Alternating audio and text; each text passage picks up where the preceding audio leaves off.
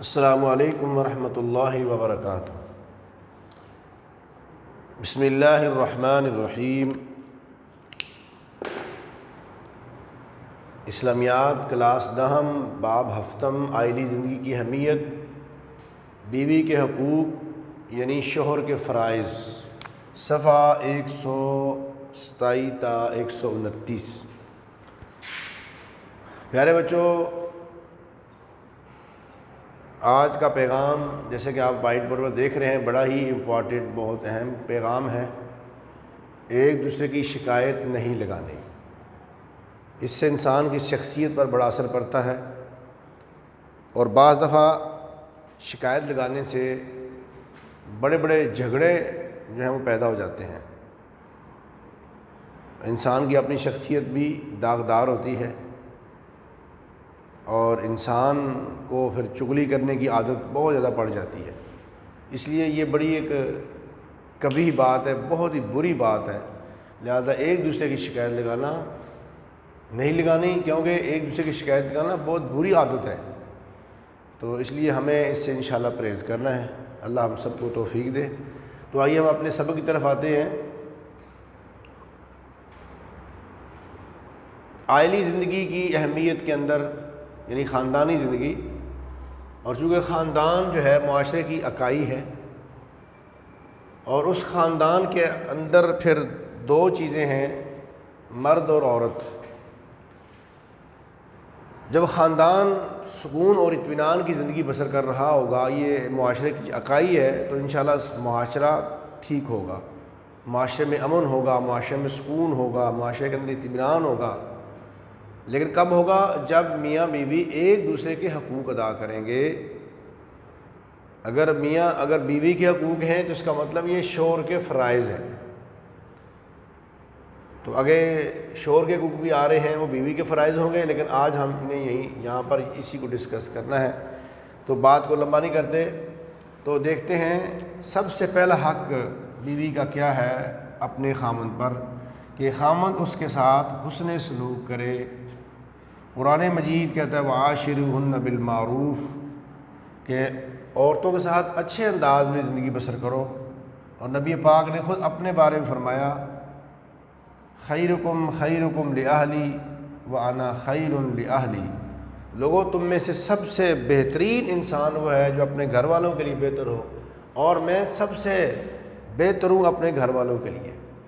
دیکھیں میرے بھائیوں بچوں، ہم اچھے انداز میں دیکھیں، غور کے ساتھ، ٹھنڈے دل کے ساتھ، ہم دوستوں کے اندر، احباب کے اندر جب ہوتے ہیں تو ہم تو اچھے کام کرتے ہی کرتے ہیں، لیکن ہماری اصل پرسنالٹی، ہماری اصل شخصیت، ہمارا اصل میں اندر کا جو انسان ہے وہ کب سامنے آتا ہے؟ جب ہم گھر میں ہوتے ہیں۔ ہمارے گھر والے ہمارے اوپر کمنٹس کر سکتے ہیں، صحیح، ایکوریٹ، ایگزیکٹ، کہ یہ اس کی شخصیت یہ ہے، کیونکہ گھر والے اس کو ہر وقت دیکھتے ہیں، اس کا ایٹیچیوڈ، اس کا کردار، اس کا بیہیویئر، اس کا آنا، اس کا جانا، اس کے گھر کے اندر رہن سہن، سارے معاملات دیکھتے ہیں۔ تو اس لیے اللہ رب العالمین نے اس بات کی طرف توجہ دلائی ہے، اللہ کے پیارے پیغمبر نے، کہ تم میں سے بہتر انسان وہ ہے جو اپنے گھر والوں کے لیے، اپنے میاں کے لیے، اپنی بیوی کے لیے، اپنے رشتہ داروں کے لیے، اپنے بچوں کے لیے، اور اپنے عزیز و قارب کے لیے، جو آپ کی فیملی ہے اس کے لیے وہ بہتر ہو۔ باہر تو اس کا کردار بڑا اچھا، لوگ اسے بڑا ہی خوش اخلاق ہے، اور گھر کے اندر جا کر تباہ بن جاتا ہے۔ وہ جناب گھر کے اندر جاتے ہی جناب گالیاں دیتا ہے اور مارتا ہے، دھاڑ کرتا ہے۔ تو اس لیے قرآن نے اس کی خوبی بیان نہیں کی جو ایسے کرتا ہے۔ تو دوسری بات یہ ہے جو حق ہے بیوی کا خاوند پر، وہ ہے مہر کی ادائیگی۔ جو بھی مہر مقرر ہوا ہے اس کی ادائیگی کی جائے۔ اگر ادائیگی نہیں کرے گا تو اس کے اوپر بہت بڑا بوجھ ہوگا۔ نان و نفقہ، اس کا معنی ہے خرچہ۔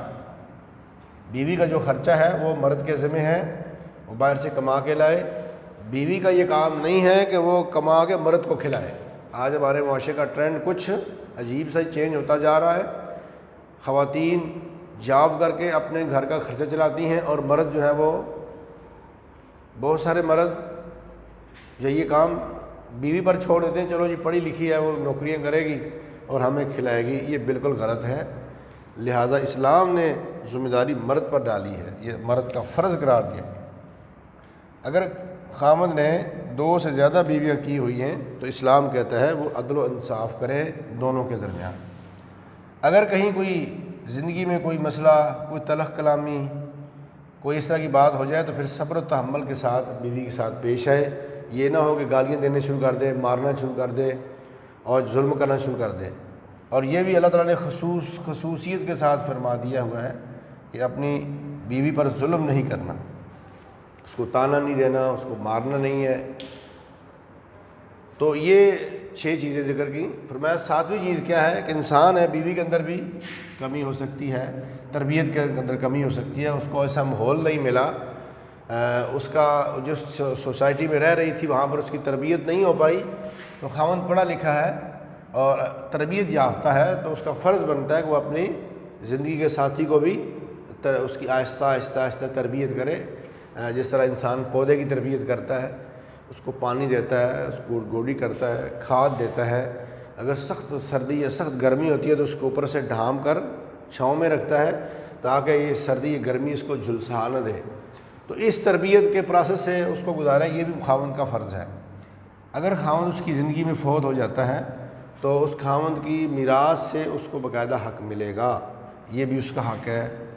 اور رازداری، اپنی بیوی کی رازداری خاوند رکھے، جو بھی پرسنل چیزیں ہوتی ہیں خواہ مخواہ دوسروں کے ساتھ ڈسکس نہ کرے۔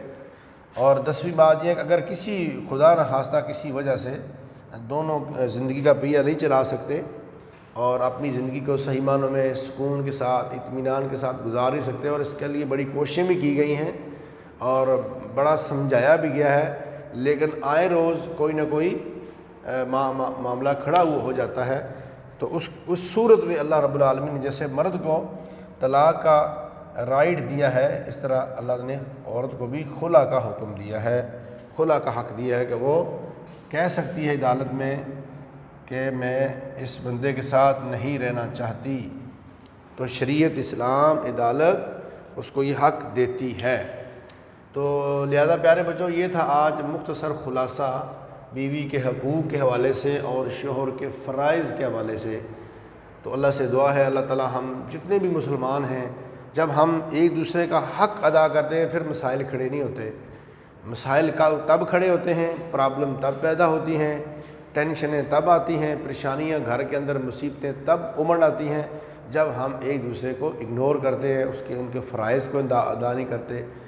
تو اللہ سے دعا ہے اللہ ہمیں ہمارے سارے معاشرے کو جو پیارے پیغمبر کی یہ اچھی پیاری پیاری تعلیمات ہیں ان پر چلنے کی توفیق فرمائے، تو انشاءاللہ ہمارا معاشرہ پیارا ہو جائے گا، ہمارا ماحول پیارا ہو جائے گا، ہمارے گھر پیارے ہو جائیں گے۔